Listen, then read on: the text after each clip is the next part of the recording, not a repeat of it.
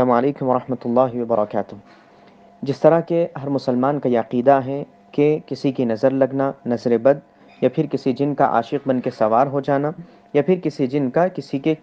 کرانے کی وجہ سے سوار ہونا، یعنی جادو کی وجہ سے سوار ہونا، یہ حق ہے، یہ انسان کے ساتھ ہوتا ہے۔ تو اب اس کے علاج کے سلسلے میں اللہ کے رسول صلی اللہ علیہ وسلم نے جو احادیث ہمارے سامنے بتلائی ہیں اور جن قرآنی آیات کا پڑھنے کا حکم ہم تمام کو دیا ہے، اس کا اہتمام کرنا ہر مسلمان کے لیے ضروری ہے۔ سورہ بقرہ کے سلسلے میں اللہ کے نبی نے کہا کہ یہ بطالہ ہے، یعنی یہ تمام قسم کے جو شرور ہیں، تمام قسم کی جو برائیاں ہیں، جو شیاطین کی جانب سے پنپنے والی ہیں، ان سے محفوظ کرنے والی ہیں۔ آخری 3 آیتوں کی فضیلت اللہ کے نبی نے بتلائی ہے، یعنی اگر سوتے وقت کوئی آدمی اس کو پڑھ لیتا ہے تو صبح ہونے تک وہ محفوظ ہو جاتا ہے۔ اسی طرح آیت الکرسی کے بارے میں اللہ کے نبی نے بتلایا ہے۔ اسی طرح اللہ کے نبی نے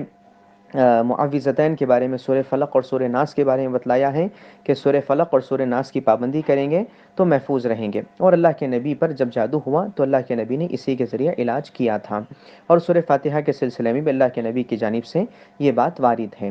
تو اب وہ دعائیں جو اللہ کے نبی نے ہم تمام کو سکھائی ہیں، ان دعاؤں میں ایک دعا یہ ہے کہ بسم اللہ اعوذ بعزت اللہ وقدرتی من شر ما اجد واحاذر۔ یہ صبح و شام کے اذکار میں 7 مرتبہ پڑھنے کی دعا ہے۔ اس کو کوئی شخص 7 مرتبہ پڑھتا ہے تو مختلف قسم کے شرور سے محفوظ ہو جاتا ہے۔ اللہ کے نبی نے سکھایا اعوذ بکلمات اللہ التامۃ من شر ما خلق، اعوذ بکلمات اللہ التامۃ من کل شیطان وہامہ ومن کل عین لامہ۔ اسی طرح اللہ کے رسول صلی اللہ علیہ وسلم کے بارے میں آتا ہے کہ اللہ کے نبی ہمیشہ صحابہ کرام اور حسن حسین رضی اللہ تعالیٰ عنہ کو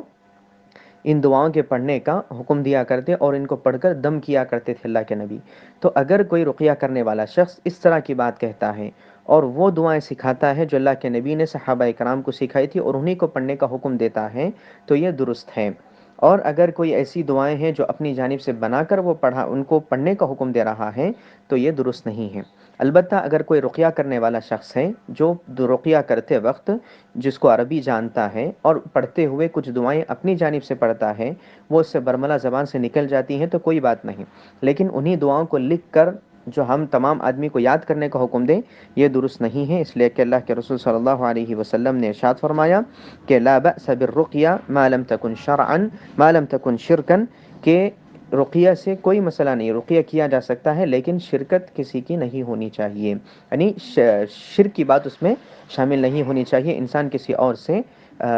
پناہ طلب کر اس طرح کی بات نہ ہو، صرف اللہ رب العالمین سے پناہ طلب کر سکتا ہے، اور ان دعاؤں کا اہتمام کروانے کی کوشش کرنی چاہیے جو دعائیں کہ اللہ کے رسول صلی اللہ علیہ وسلم نے کی ہیں اور کرنے کا حکم دیا ہے، ان سے ہٹ کر دعائیں نہیں کرنی چاہیے۔ اس لیے کہ ابو سعید خدری رضی اللہ تعالیٰ عنہ ارشاد فرماتے ہیں کہ اللہ کے نبی جب تک معوذتین نازل نہیں ہوئے تھے اللہ کے نبی مختلف دعاؤں کے ذریعے رقیہ کرتے تھے، اللہ کے نبی مختلف دعاؤں کے ذریعے اپنے آپ پر رقیہ کرتے تھے، اپنے آپ کی حفاظت کی دعائیں کرتے تھے، لیکن جب معوذتین نازل ہو گئیں تو اللہ کے نبی نے تمام چیزیں چھوڑ دیں اور انہی صورتوں کا اہتمام کرنا اللہ کے رسول صلی اللہ علیہ وسلم نے شروع کیا تھا۔ السلام علیکم۔